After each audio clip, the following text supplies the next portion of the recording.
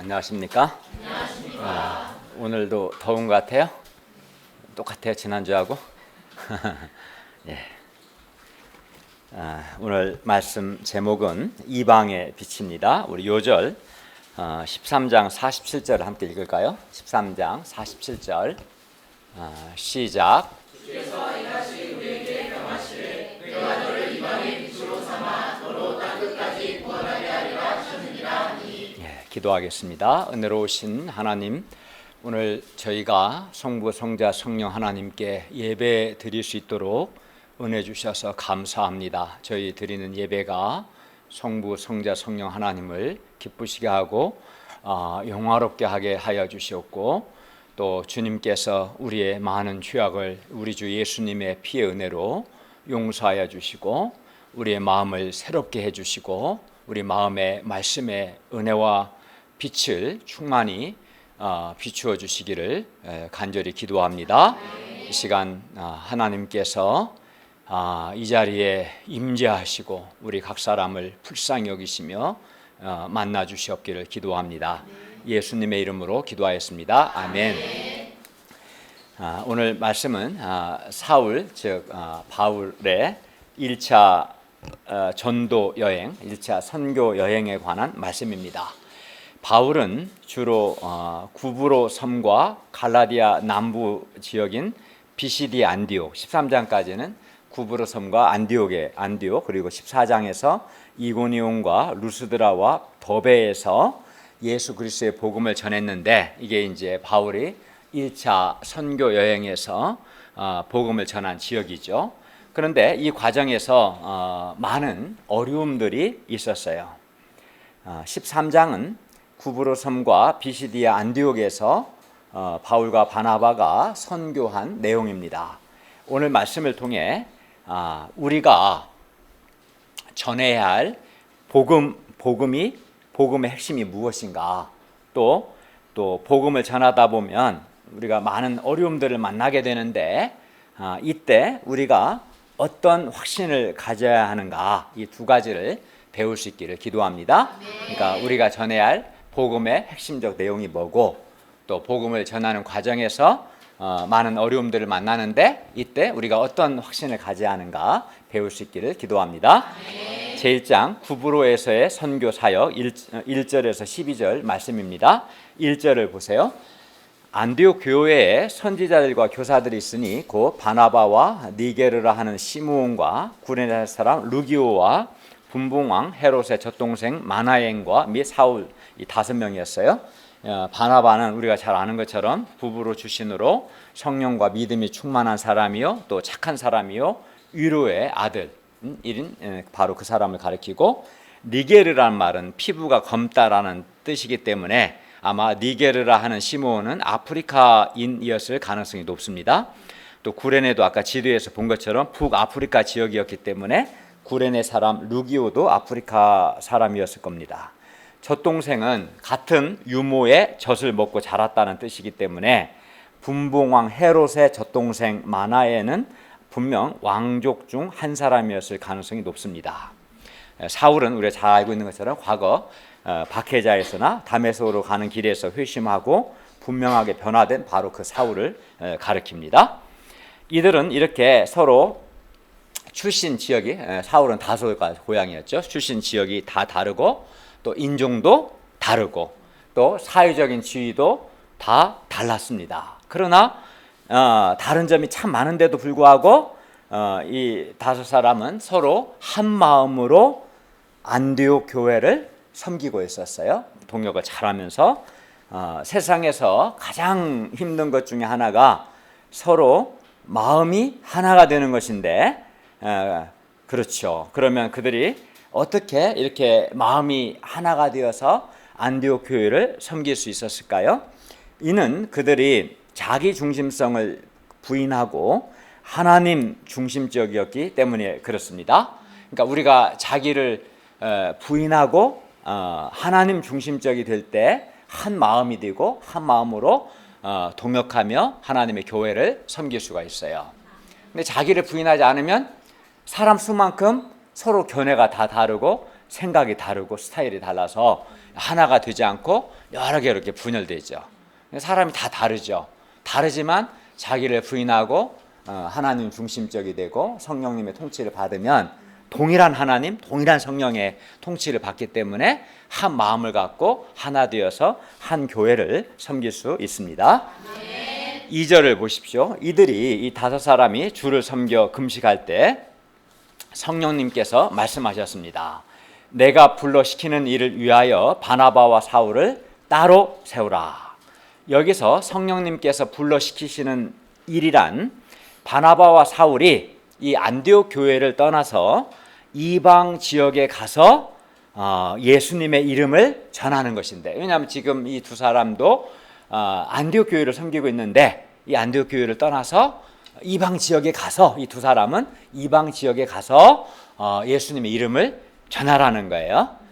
그것이 이제 성령님이 불러 시키시는 일인데, 성령님께서는 이 일을 위해서 바나바와 사울을 따로 세우라고 말씀합니다. 이때 교회는, 안디옥 교회는 어떻게 했을까요? 3절을 볼까요?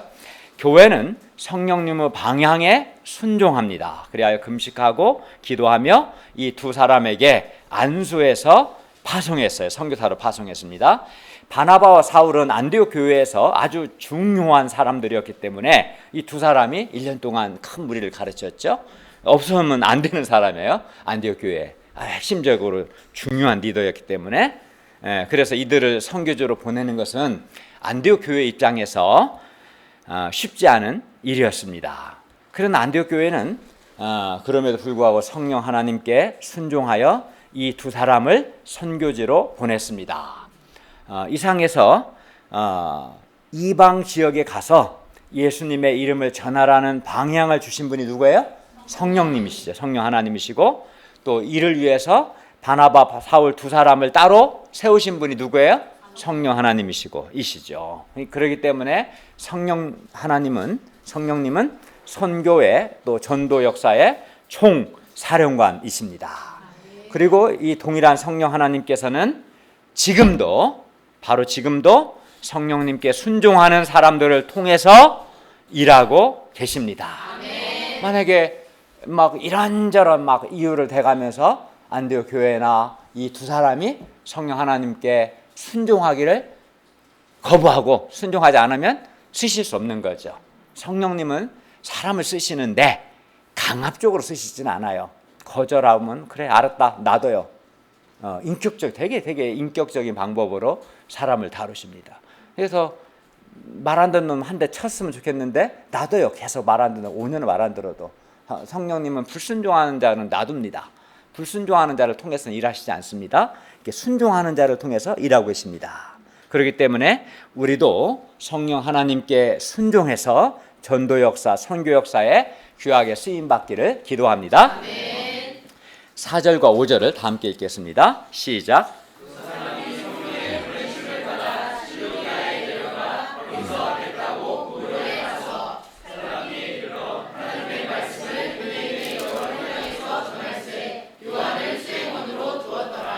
바나바와 사울의 첫 선교지는 아까 우리가 지도에서 본 것처럼 구브로 섬이었고, 살라미는 이 구브로 섬의 행정 중심 지역이었습니다.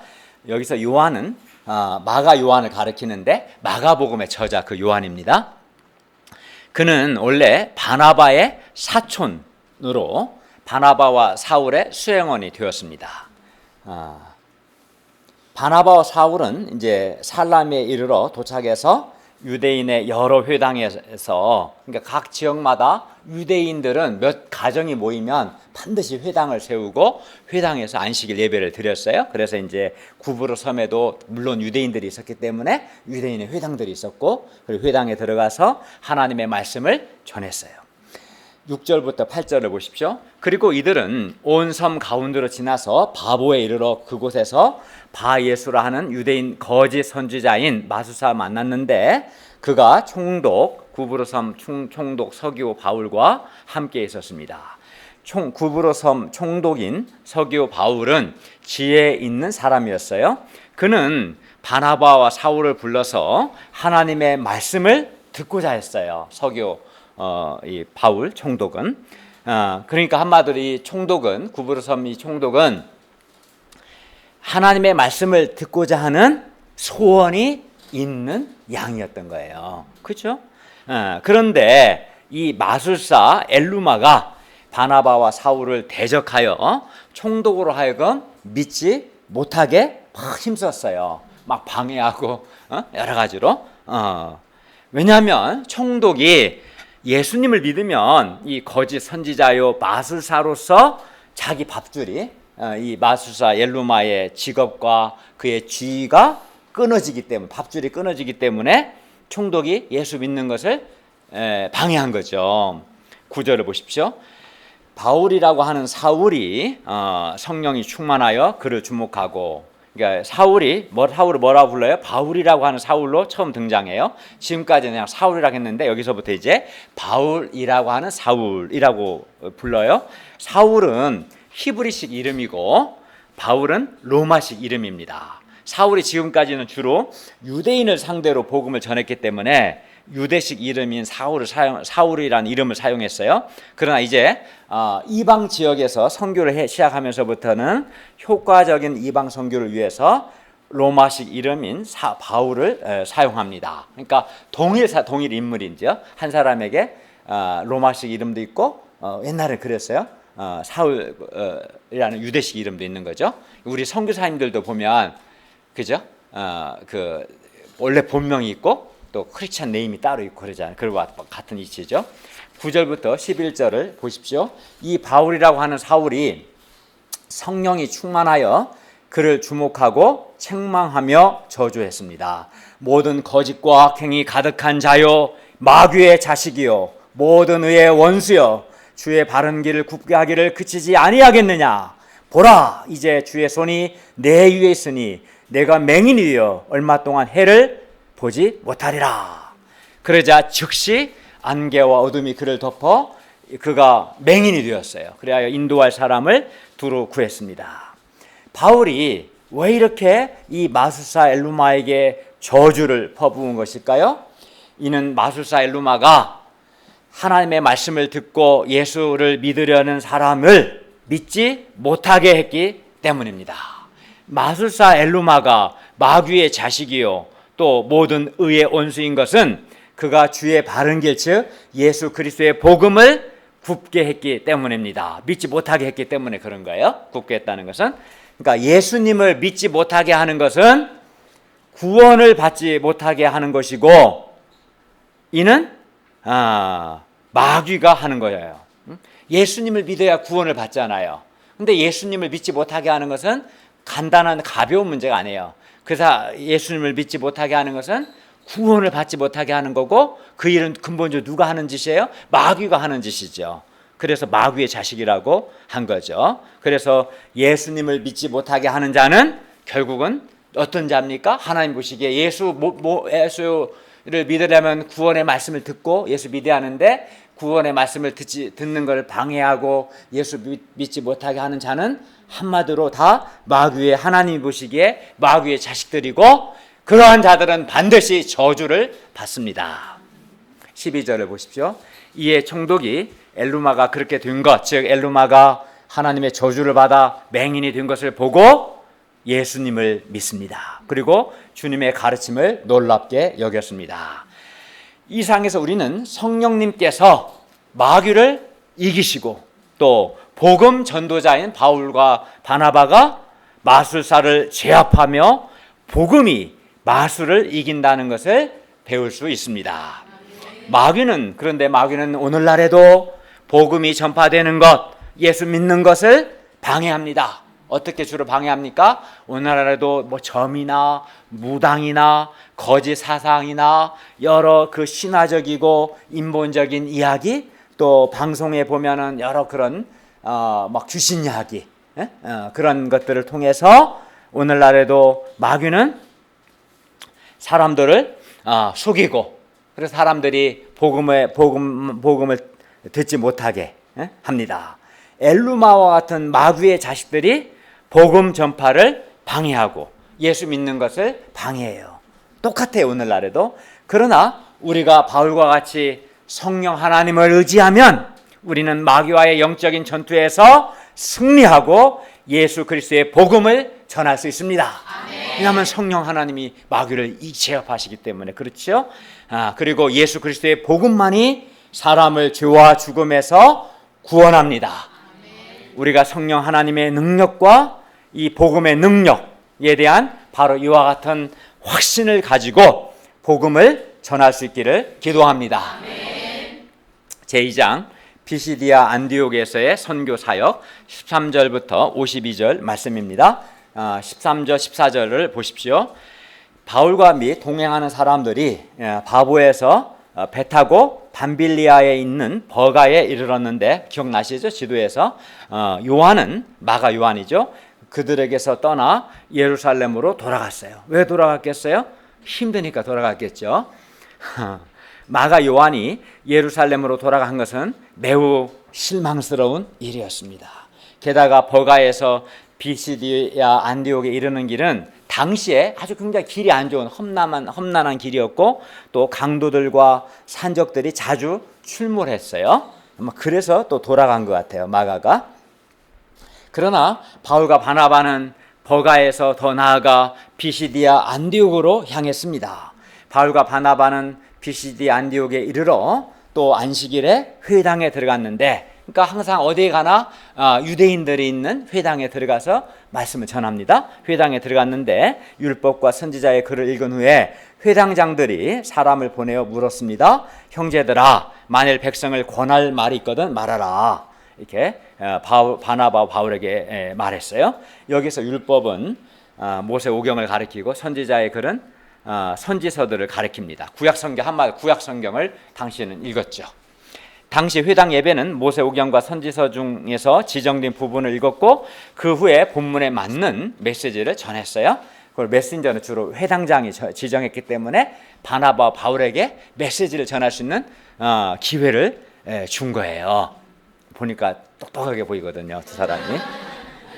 그리하여 바울이 기회가 생겼고 메시지를 전합니다.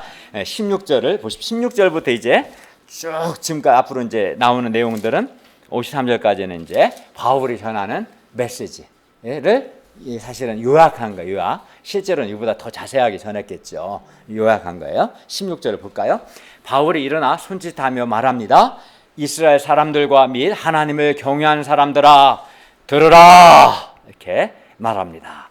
여기서 하나님을 경외하는 사람들은 이방인들 가운데 여호와 하나님을 경외하는 사람을 가리킵니다. 이들은 그러니까 유대교를 아직 개종은 안 했어요. 그래서 할례는 받지 않았으나 회당 예배에 참석해서 여호와 하나님께 예배를 드리고 성경의 가르침을 받는 사람들이에요. 그러니까 당시 나이 40대이고 50이 되어서 할례를 받는다는 것은 굉장히 위험한 일이거든요. 그러니까 유대교로 개종하려면 반드시 할례를 받아야 돼. 그러니까 참 쉽지가 않아요. 이게 이방인이긴 하지만 구약의 여호와 하나님을 믿어. 근데 할례를 받기는 참 힘들어. 나이 먹어서 위험하고 잘못하다 죽을 수도 있고.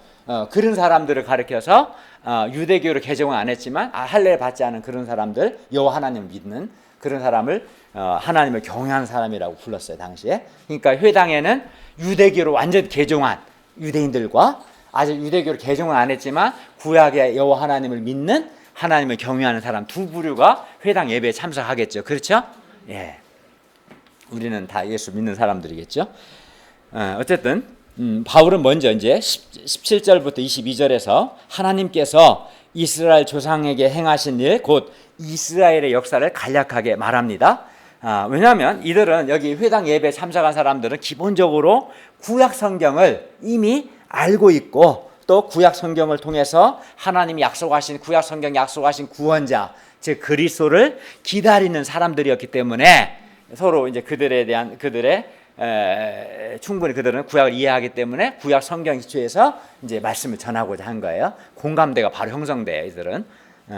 오늘날 우리 캠퍼스 학생들은 구약을 모르기 때문에 구약부터 우리는 가르쳐야겠죠. 어쨌든 먼저 17절부터 19절을 한번 읽어볼까? 제가 보죠. 17절에 19절을 보죠. 쭉 지금부터 같이 좀 본문을 보면서 들어야 돼요. 이 이스라엘 백성의 하나님이 우리 조상들을 택하시고 애굽 땅에서 나그네된 그 백성을 높여 권능으로 인도하여 내사. 이거는 이제 출애굽 사건을 가리키는 표현이에요. 광야에서 약 40년간 그들의 소행을 참으시고 40년 그들이 광야 생활에서 뭔가 그 불평과 원망하는 악행을 했는데 하나님 참으셨다는 거죠. 그리고 가나안 땅 7족속을 멸하사 그 땅을 기업으로 주시기까지, 이거는 가나안 정복을 의미하죠. 약 450년이라. 그러니까 여기서 450년이란 기간은 이스라엘 백성의 애굽에서 한 거주한 400년 정도, 또 광야에서 한 40년, 그리고 가나안 정복 및 정착하기까지 10년을 합친 숫자입니다. 이제 굉장히 간략하게 말한 거예요. 20에서 22절을 보십시오. 그 후에 선지자 사무엘 때 사사를 주셨더니, 그러니까 가나안에 정착한 후에는 사사 시대예요. 이제 여호수아가 죽고 나서는 사사들 그때 그 필요한 지도자를 세웠는데, 그 지도자들이 주로 재판을 많이 했어요. 그리고 저지들이에요. 재판과 행정을 같이 이들을 사사라고 하는데, 사사 시대가 주어졌고, 그 후에 그들이 왕을 구하거늘 하나님이 베냐민 지파 사람 기스의 아들 사울을 40년 동안 왕으로 주셨다가 패하시고, 사울이 사사 시대가 끝나고 사울이 초대 왕인 거예요. 초대 왕. 40년 동안 왕을 했어요. 그 다음에 두 번째 왕이 다윗인데, 다윗을 왕으로 세우시고 증언하여 이르시되 내가 이새의 아들 다윗을 만나니 내 마음에 맞는 사람이라 내 뜻을 다 이루리라 말씀하셨어요. 그러니까 가나안 정복 후에 이스라엘 백성은 사사 시대를 거쳐서 선지자 사무엘 때까지 이르게 됩니다. 그러니까 선지자 사무엘은 마지막 사사하면서 첫 번째 선지자가 되는 거예요. 예. 바울은 사무엘 때에 백성들이 왕을 구함으로 하나님께서 베냐민 지파 출신의 기스의 아들 사울을 40년간 왕으로 주셨다고 언급했어요. 그리고 하나님은 다음에 두 번째 왕으로 다윗을 왕으로 세우셨는데, 이 다윗은 하나님의 마음에 맞는 사람이었습니다. 바울은 다음으로 하나님이 약속하신 대로 이스라엘 위하여 구주를 세우셨는데, 그분이 바로 예수님이시다는 것을 증언합니다. 23절을 다 함께 읽겠습니다. 23절 시작. 하나님이 약속하신 대로 이 사람의 후손에서 이스라엘을 위하여 구주를 세우셨으니 곧 예수라. 하나님께서 다윗의 후손, 다윗의 씨 가운데서 구주를 세우실 것이다 라고 하나님이 약속하셨어요. 다윗에게. 다윗에게 내가 네 자손 가운데 구주를, 구원자를 세우겠다, 그렇게 약속하셨는데, 그 구주, 그 구원자가 바로 예수님이시다 라는 거예요. 그러니까 구약을 알고 있는 그들에게 하나님이 다윗에게 구주, 구원자를 세우실 것이다, 다윗의 후손 가운데 다 알고 있는 유대인들이라면, 구약 성경을 아니까 그 약속하신 바로 그 구주로 약속하신 그 구주가 예수님이다 라고 말한 거죠. 따라서 예수님은 하나님께서 세우신 구주, 즉 구원자, 세이비어, 구원자가 되십니다. 그러니까 하나님이 다윗과 언약을 맺으셨는데, 그걸 다윗 언약이라는, 다윗 언약의 핵심은 하나님께서 다윗의 왕위를 계승하여 다윗의 보좌에 앉아 왕노릇 할 자를 끊어지지 않게 하실 것이다 하는 내용입니다. 그런데 예수님은 아브라함과 다윗의 후손으로 오셔서 영원히 야곱의 집에서 왕노릇 하심으로 하나님이 다윗에게 주신 이 언약을 성취하셨어요. 그러니까 인간적으로 보면 이스라엘이 이제 바벨론의 포로로 끌려가고, 그래서 나라가 망하면서 왕위가 끊어져 버려요. 그렇지만 다윗과 아브라함과 다윗의 후손으로 오신 예수님은 영원히 살아계신 하나님이시고 영원히 왕이 되시기 때문에, 이 예수님을 통해서 하나님이 다윗에게 하신 언약이 성취되는 거죠. 그래서 부활하신 예수님은 지금 우리가 예배드리는 바로 이 순간에도 하늘 보좌에서 왕으로 통치하고 계십니다. 아멘. 24, 25절을 보면 세례 요한도 이 예수님을 증거했어요.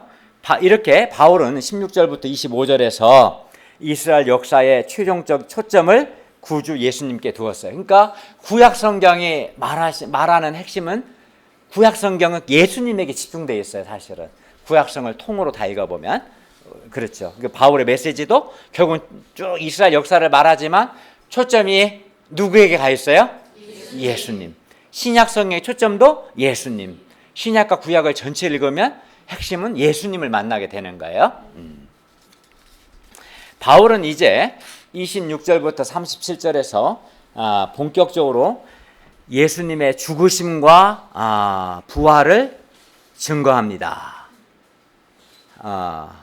그러면 26절부터 한번 26, 27절을 우리 자매들이 한번 읽어볼까요? 읽어보겠습니다. 시작. 형제들아, 너의 후손과 너희 중 하나님을 경외하는 사람들아, 이 구원의 말씀을 우리에게 보내셨거늘 예루살렘에 사는 자들과 그들 관리들이 예수와 및 안식일마다 외우는 바 선지자들의 말을 알지 못함으로 예수를 정죄하여 선지자들의 말을 응하게 하였도다. 28, 29절은 우리 형제들이 한번 읽어보겠습니다. 시작. 주의 죄를 하나도 찾지 못하였으나 빌라도에게 죽여달라 하였으니 성경에 그를 가리켜 기록한 말씀을 다 당하게 한 것이라. 후에 나무에서 내려다가 무덤에 두었으나. 30절은 우리 다 같이 읽겠습니다. 시작. 하나님이 죽은 자 가운데서 그를 살리신지라.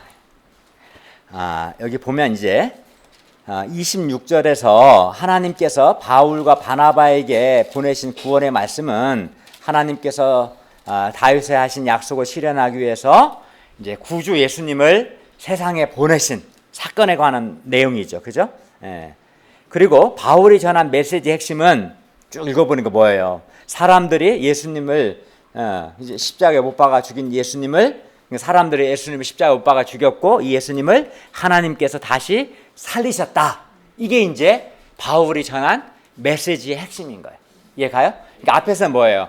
결국은 하나님이 다윗에게 약속하신 이스라엘 역사를 쭉 말하고 다윗에게 언약하신 그 구주가 바로 예수고, 근데 이 사람들이 예수를 모르고 성경도 잘 모르고 예수를 십자가에 못 박아 죽였다. 근데 하나님이 예수를 다시 살리셨다. 이 얘기를 하는 거예요. 근데 클리어하죠 이제? 복잡한 것 같지만. 그리고 31절을 보니까 부활하신 예수님께서 갈릴리로부터 예루살렘에 함께 올라온 사람들에게 여러 날 보이셨어요. 예수님이 십자가에 죽으시고 부활하시고 사흘 만에 부활하시고 40일 동안 사람들과 함께 하셨는데, 그때 주로 예수님과 함께 올라온 사람들과 함께 하셨고 그들에게 여러 날 보이셨으니 그래서 그들이 이제 이 백성 앞에서 예수님의 부활의 증인들이라는 거예요. 그러니까 예수님을 하나님이 다시 살리셨고 부활의 증인들이 아직 많이 살아있는 거죠 지금. 그렇죠? 네. 500명이 넘는 사람들이. 뿐만 아니라 32절부터 37절에서 바울이 인용한 시편 2장 7절, 이사야 55장 3절, 시편 16장 10절 말씀 역시 예수님의 부활을 증거한다고 하는 거예요. 예를 들어서 이제 33절 하반절을 보세요. 시편 2장 7절은 너는 내 아들이라 오늘 너를 낳았다는 이 말씀은 예수님의 부활 사건이 하나님께서 예수님을 자기 아들로 삼으신 사건이라는 거예요. 바울에 의하면 시편 2장 7절은 다윗의 자손 예수님의 부활에 관하여 약속한 말씀이고, 이 약속은 하나님께서 예수님을 다시 살리심으로 시편 2장 7절 말씀이 역사적으로 실현됐다는 거예요. 그리고 35절에서 바울은 이사야 55장 3절 내가 다윗의 거룩하고 미쁜 은사를 너에게 주리라는 말씀과 시편 16장 10절 말씀 주의 거룩한 자로 썩음을 당하지 않게 하리라 하신 이 말씀 역시 하나님께서 죽은 자 가운데서 예수님을 일으키사 다시 썩음을 당하지 않게 하실 것, 즉 예수님의 부활을 증거하는 말씀이라는 거예요. 이상에서 바울은 예수님이 두 가지를 말하는 거예요. 예수님이 바로 하나님이 이스라엘을 위하여 세우신 구주다, 구원자시다라는 것과 이에 대해서 세례 요한도 증거했다. 또 바울은 또 예수님이 십자가에 죽으시고 다시 살아나셨음을 증거했죠. 그리고 갈리로부터 예루살렘에 함께 올라간 사람들이 예수님의 부활의 증인들이며, 또 예수님의 부활에 대해서는 시편 2장 7절, 이사야 55장 3절, 시편 16장 10절 말씀에도 이미 기록되어 있다. 예수님의 부활에 대해서 그걸 말했어요. 이상에서 바울은 크게 보면 두 가지를 아주 강조한 거죠. 예수님이 바로 하나님께서 세우신 구주, 구원자라는 것과 예수님께서 우리 죄를 위하여 십자가에 죽으시고 다시 부활하셨는데 부활의 증인들이 여전히 많이 있고, 또 여러 성경 말씀 역시 예수님의 부활을 증거하고 있다를 말하고 있는 거예요. 그러니까 예수님이 바로 우리를 죄와 죽음에서 구원할 구주, 구원자시다. 그리고 예수님은 우리를 죄와 죽음을 구원하기 위해서 십자가에 죽으셨고 사흘 만에 다시 살아나셨다. 그리고 부활하신 예수님을 만난 증인들이 아직 많이 남아있다. 그리고 이 예수님의 부활에 대해서는 구약 성경 이미 증거하고 있다. 이걸 회당에 있는 유대인들과 하나님을 경외한 사람들에게 증거하고 있어요. 그러니까 이 예수님을 믿고 믿으라는 거고, 이제 뭐 하는가가 이제 그 다음에 나오는 거예요. 결론이. 여기까지 다 따라왔어요? 네. 바울은 이제 그의 메시지의 결론을 말합니다. 결론은 잘 들어야 돼요. 38, 39절. 결론은 한번 같이 읽어보죠. 다 같이 읽겠습니다. 시작. 그러므로 형제들아 너희가 알 것은 이 사람을 힘입어 죄 사함을 너희에게 전하는 이것이며 또 모세의 율법으로 너희가 의롭다 하심을 얻지 못하던 모든 일에도 이 사람을 힘입어 믿는 자마다 의롭다 하심을 얻는 이것이라. 네, 그러니까 바울은 지금까지 계속 반복해 말한 것이 예수님이 우리 죄를 위해 죽으시고 사흘 만에 부활하심을 통해서 우리의 구주가 되셨다. 그래서 이제 결론이 뭐예요? 바울은 형제들이 이 사람 예수님을 힘입어서 죄 사함을 받으라. 예수님을 힘입어 죄를 용서받고 이 예수님을 믿음으로 의롭다 하심을 얻으라고 권면하는, 이게 이제 바울의 메시지의 핵심이고 결론인 거예요.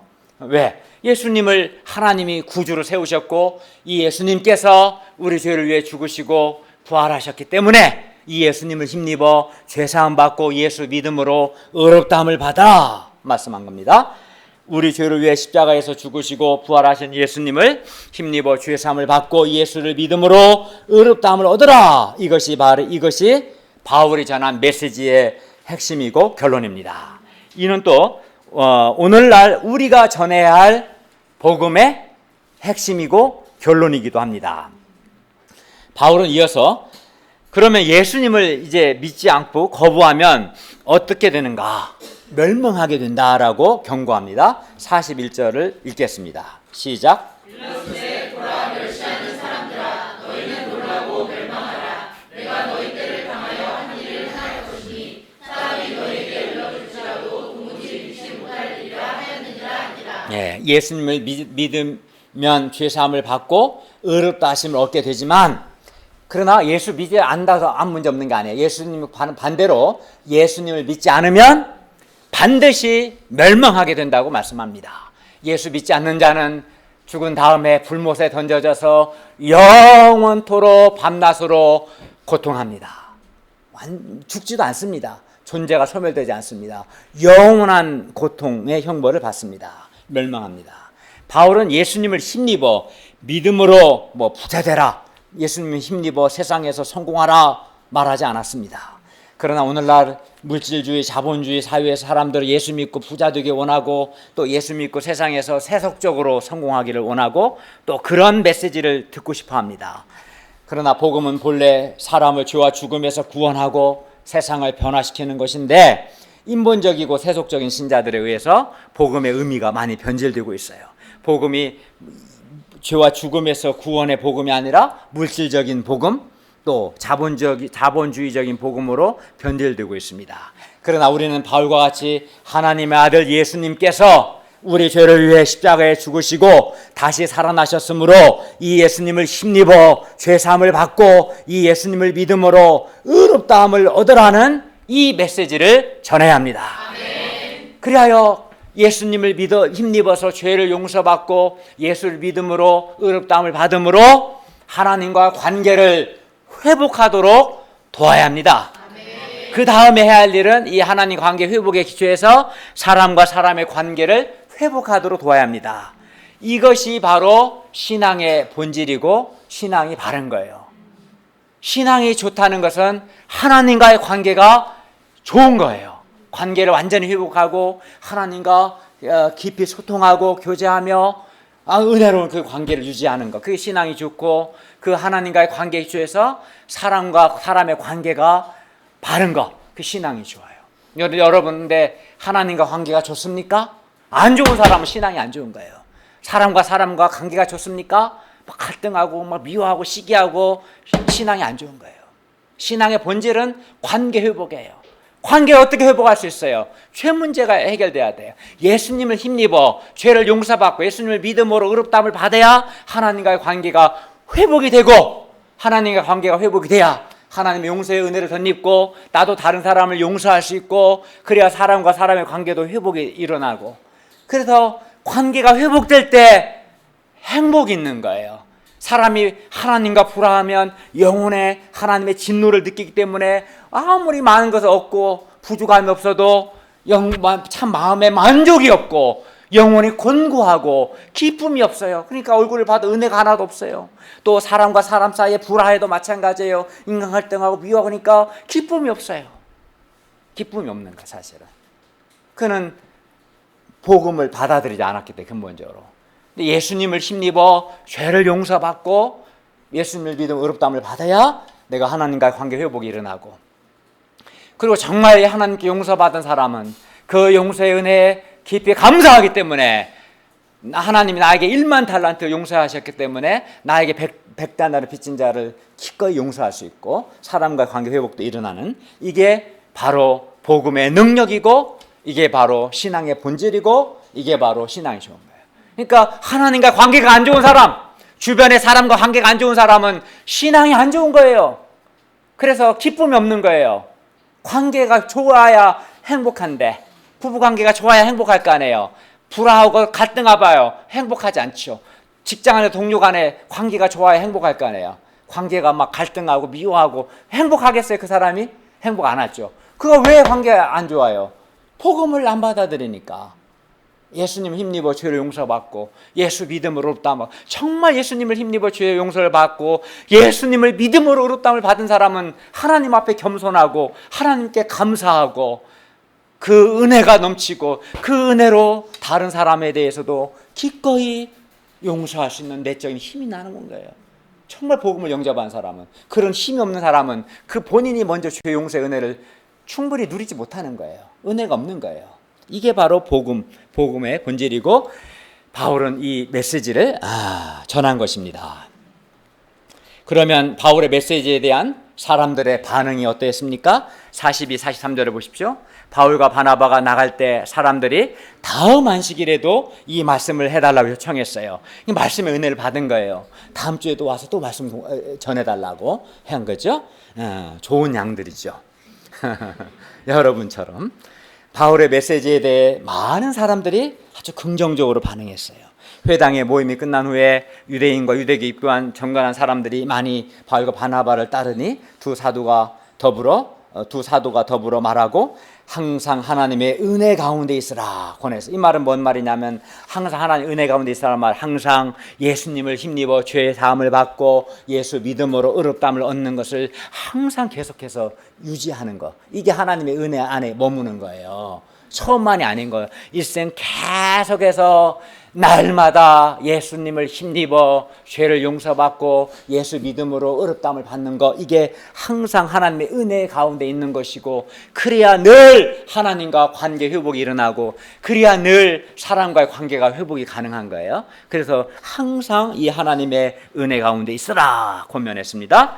이들은 바울의 메시지를 듣고 예수님을 믿은 사람들인데 44, 45절을 보십시오. 그 다음 안식일에는 온 시민이 거의 다 하나님의 말씀을 듣고자 모였어요. 이 은혜 받은 사람들이 막 사람들에게 전도해서 또 초청했던 것 같아요.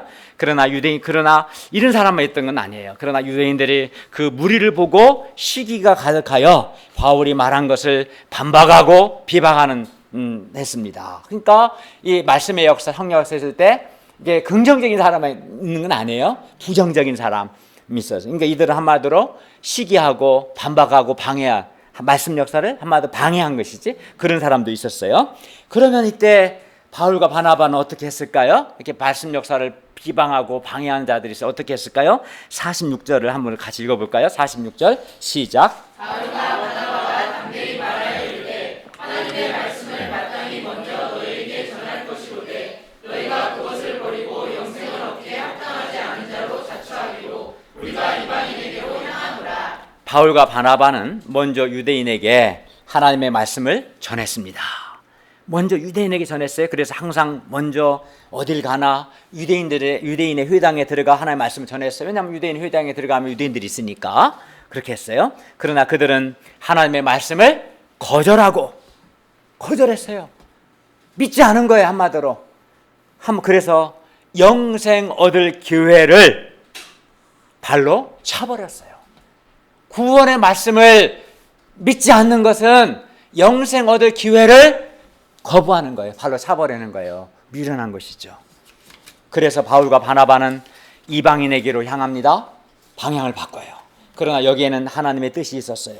바울과 바나바가 유대인에게서 이방인에게로 방향을 바꾼 것은 유대인들이 안 받아들인 것도 있지만 주님의 명령 때문이기도 해요. 47, 48절 한번 같이 읽어볼까요? 시작. 주께서 이같이 우리에게 명하시되 내가 너를 이방의 빛으로 삼아 너로 땅끝까지 구원하게 하리라 하셨느니라 하니 이방인들이 듣고 기뻐하여 하나님의 말씀을 찬송하며 영생을 주시기로 작정된 자는 다 믿더라. 네, 하나님께서는 바울과 바나바를 이방의 빛으로 삼아 땅끝까지 이 이방인들을 구원하고자 하셨습니다. 그리하여 바울과 바나바는 한마디로 하나님이 세우신 이방의 빛입니다. 그리고 바울과 바나바가 이방의 빛이 되는 이유는 거기 몸에서 빛이 나는 게 아니라 이방의 빛이 된 이유는 그들이 우리 죄를 위해 십자가에 죽으시고 부활하신 예수님을 힘입어 죄사함을 받고 이 예수를 믿음으로 의롭다함을 얻으라는 이 구원의 말씀을 전파하기 때문에 이방의 빛이 된 거예요.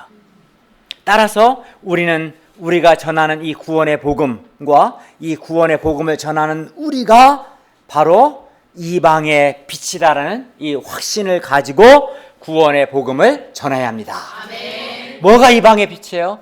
구원의 말씀이 이방의 빛이고 이 구원의 말씀을 전하는 사람이 이방의 빛인 거예요. 이 어둠 가운데 있는 사람들에게 빛이 된 거예요. 예수님을 힘입어 죄사함을 받고 예수님을 믿는 자마다 의롭다 하심을 얻는다는 이 구원의 말씀을 아직 듣지 않고 믿지 않는 자들은 근본적으로 오늘날 이방인들인 거예요. 하나님의 자녀가 아니라는 의미에서 이방인들이고 그들은 한마디로 어둠 가운데 있는 자들인 거예요. 그러나 구원의 말씀을 전하는 우리는 이 어둠 가운데 있는 이 사람들에게 이 이방인들에게 이방의 빛이 됩니다. 하나님께서 우리를 이방의 빛으로 삼아서 구원의 복음을 전함으로 어둠 가운데 있는 사람들을 구원하는 역사에 귀하게 써주셔서 감사를 드립니다. 그러니까 하나님이 우리를 이방의 빛으로 세워주신 거예요. 우리에게 이방의 빛이신 말씀을 맡기시고 이방의 빛이신 말씀을 전하는 자가 이방의 빛이 되게 하신 거죠. 주의 바른 길을 굽게 하는 마스사 엘루마와 또 엘루마와 같은 자들은 한마디로 마귀의 자식이고 이방의 어둠인 거예요. 그런 자들은. 그러나 구원의 복음 즉 우리 죄를 위해 십자가에 죽으시고 부활하신 예수님을 힘입어서 죄사함 받고 이 예수를 믿음으로 의롭다함을 얻으라는 이 구원의 말씀을 전하는 우리는 이방의 빛입니다. 그러니까 우리를 이방의 빛으로 하나님이 세우신 게 얼마나 큰 은혜고 영광스러운 일입니까? 그 의미를 생각해야 돼요. 그러지 않아요. 오늘날 불치병자에게 신약 하나만 개발해도 그 사람은 그 환자에게 빛이 되거든요. 근데 우리는 그게 아니라 몸 나아도 사람 죽잖아요. 그러나 그를 죄와 죽음에서 구원하고 영생을 얻게 하는 이 구원의 복음을 이방에 비치고 이 구원의 복음을 전하는 그 사람만이 하나님이 보실 때 이방의 빛인 거예요. 정말 귀한 사람인 거죠. 빛이니까. 48절을 보십시오. 이방인들이 이를 듣고 즉 하나님께서 바울과 바나바를 이방의 빛으로 삼아서 이방인들을 구원하게 하신다라는 말을 듣고 기뻐하며 이 하나님의 말씀을 찬송하며 영생을 주시기로 작정된 자는 다 믿었습니다. 여기서 영생을 주시기로 작정된 자란 주님께서 구원하기로 작정하신 자, 하나님의 자녀로 택하신 자를 말하는데 근데 우리는 이제 누가 영생을 주시기로 작정된 자인지 잘 모릅니다. 그러므로 우리는 다만 부지런히 예수 그리스도의 복음을 전해야 합니다.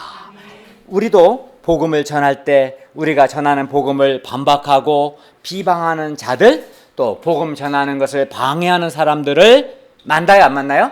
만나죠. 똑같아요. 어느 시대나 있어요. 그리하여 이때 이런 자들 만나면 마음이 상하기도 하고 복음 전하는 것에 대해서 힘든 생각 또는 부정적 생각을 하거나 또는 복음 전하는 것이 위축될 수도 있습니다. 그러나 이때 우리는 사람들의 반박과 비방에도 불구하고 계속해서 복음을 전해야 합니다. 아멘. 왜 그렇습니까? 왜냐하면 우리 중앙대 숙대 캠퍼스에 주님께서 영생을 주시기로 작정된 자가 분명히 있는데 우리가 복음을 전해야 그들이 다 믿기 때문입니다. 우리가 복음을 전하는 것은 영생 주기로 작정된 자들을 위해서 전하는, 우리는 누가 그런 자인지는 모르지만 그런 자가 복음을 듣고 구원을 받도록 하기 위해서 복음 전하는 거예요. 근데 뭐 그 사람 일생 동안 끝까지 복음을 안 받아들여? 그러면 그렇게 볼 수밖에 없어요. 이 사람은 주께서 영생 주시기로 작정된 자가 아닌가 보다, 그렇게 생각하면 되는 거예요. 중앙대 숙대에도 영생을 주시기로 작정된 자들이 분명히 있습니다. 그리고 우리가 힘써 예수 그리스도의 복음을 전하면 영생을 주시기로 작정된 자들은 다 예수님을 믿습니다. 그러니 우리는 사람들의 비방에도 불구하고 영생을 주시기로 작정된 자는 다 믿는다는 이 확신을 갖고 예수 그리스도의 복음을 전할 수 있기를 바랍니다. 49절에서 52절을 보십시오. 믿은 자들이 주의 말씀을 전함으로 주의 말씀이 그 지방에 두루 퍼졌습니다. 이에 유대인들이 경건한 귀부인들과 그 신의 유력자들을 선동하여 바울과 바나바를 박해하게 하여 그 지역에서 쫓아냈습니다. 바울과 바나바 두 사람이 그들을 향하여 발에 티끌을 떨어버리고 이고니온으로 갔는데 제자들은 기쁨과 성령이 충만했어요. 여기서 발에 티끌을 떨어버린다는 것은 이후에 모든 책임은 너희들에게 있다. 나는 충분히 복음을 전했지만 니네가 복음을 거절한 거고 그 거절한 대가는 니네가 지불할 것이다. 아주 단호하게 의사표시하는 거예요. 미련을 갖지 않는 거죠. 그리고 제자들은 바나바와 바울의 전도로 믿게 된 비시디 안디옥의 제자들이겠죠. 비록 사도들은 쫓겨났지만 제자들, 복음을 통해서 믿게 된 이 제자들은 이미 기쁨과 성령이 충만한 공동체를 이루어가고 있었습니다. 왜냐하면 예수 그리스도의 이 복음, 이 구원의 말씀을 믿으면 기쁨이 생겨요. 그리고 성령의 내주가 주어지기 때문입니다. 교회는 기쁨의 공동체고 성령의 내주가 있는 공동체예요. 근데 세상 어디에도 이런 공동체는 없어요. 오직 교회만이 복음을 믿은 신자만이 기쁨이 있고 성령의 내주가 있는 공동체입니다. 전도자는 이렇게 세상에서 환영을 받지 못하고 미움을 받고 쫓겨나기도 합니다. 우리도 캠퍼스에서 전도하다가 쫓겨나는 경우가 있을 수 있습니다. 그러나 이때 우리는 조금도 위축되거나 부끄러워할 필요가 없습니다. 당당해야 합니다. 먼지를 떨어버리고 거절한 자는 본인이 영생 얻기를 거부했으니까 먼지를 떨어버리고 다른 사람에게 가서 그에게 복음을 전하면 되는 것입니다. 복음 전하는 자에게 아무 책임 없습니다. 복음을 거절한 자가 그 책임을 짊어질 겁니다. 결론입니다. 이상에서 우리는 몇 가지 사실을 배울 수 있습니다. 첫째, 오늘날 우리가 전해야 할 복음의 핵심 역시 예수님을 힘입어 죄사함을 받고 믿음으로 의롭다함을 얻으라. 이것이 우리가 전해야 할 복음의 핵심입니다. 예수님을 힘입어 죄의 용서를 받고 믿음으로 의롭다함을 얻어라. 이것이 바울이 비시디 안독에서뿐만 아니라 14장에서 이제 이고니온, 뉴스드라, 더베 등에서 전한 복음의 핵심이기도 합니다. 바울은 결코 예수 믿고 부자 되라거나 세상에서 성공하라고 전하지 않았습니다. 그러나 안타깝게도 오늘날 복음의 핵심은 전하지 않고 예수 믿고 세속적인 복을 받고 세상에서 성공하라는 식의 메시지를 전하는 자들이 있는데 이는 대단히 잘못된 것입니다. 이는 복음을 변질시키는 겁니다. 여러분, 부자 되고 세상에서 성공하는 것이 복음이 아닙니다. 우리 죄를 위해 십자가에서 죽으시고 부활하신 예수님을 힘입어서 죄를 사함받고 믿음으로 의롭게 되는 것, 그리하여 영생 얻는 것, 이것이 복음입니다. 복음은 우리에게 복음은 너는 죄인이다. 또 네가 죄를 회개하지 않으면 너는 심판받는다, 망한다 라고 말하기 때문에 복음이 어때요? 어떤 사람한테는 되게 듣기 싫고 부담스러운 부분이 분명 있을 겁니다. 부담스럽죠. 칭찬하지 않습니다. 죄인을. 복음은 죄인들을 너 참 잘한다 칭찬 안 합니다. 너는 죄인이다. 너 죄 회개하지 않으면 너 반드시 심판받는다 라고 말합니다. 그래서 부담스러워하는 사람이 있을 겁니다. 그러나 십자가에서 죽으시고 부활하신 예수님을 힘입어 믿는 자마다 죄사함을 받고 의롭게 됩니다. 우리가 물질적이고 이 세속적인 시대의 영향을 받아 복음을 변질시키지 않고 예수님을 힘입어 죄사함 받고 믿는 자가 의롭게 된다는 이 구원의 말씀을 전할 수 있기를 기도합니다. 둘째, 예수님을 힘입어 죄사함을 얻고 또 믿는 자마다 의롭다 하심을 얻는다는 이 구원의 말씀과 이 구원의 말씀을 전하는 사람은 뭡니까? 이방의 빛입니다. 그렇기 때문에 나는 이방에 하나님이 세우신 이방의 빛이라는 확신과 자부심을 가지고 복음을 전할 수 있기를 기도합니다. 셋째는 우리 현실을 보면 마술사 엘루마나 또는 바울이 말하는 것을 반박하고 비방한 그 유대인들처럼 구원의 말씀을 거절하고 반박하고 비방함으로써 말씀 전하는 것을 방해하는 사람들이 오늘날에도 많이 있습니다. 그러나 그런 사람만 있는 것은 또 아닙니다. 영생을 주시기로 작정된 자가 반드시 있고 그들은 구원의 말씀을 듣고 예수님을 믿습니다. 오늘 여기 있는 여러분들이 그 증거입니다. 그러면 우리는 사람들의 거절이나 방해나 비방에도 불구하고 영생 주시기로 작정된 자는 다 믿는다는 이 확신을 가지고 예수 그리스도의 복음을 전할 수 있기를 기도합니다. 구원의 말씀 전하는 것을 중단하지 않고 성령 하나님을 의지해서 담대히 구원의 말씀을 전할 수 있기를 기도합니다. 기도하겠습니다. 은혜로우신 주님, 오늘 우리에게 귀한 생명의 말씀을 듣게 해주셔서 감사합니다.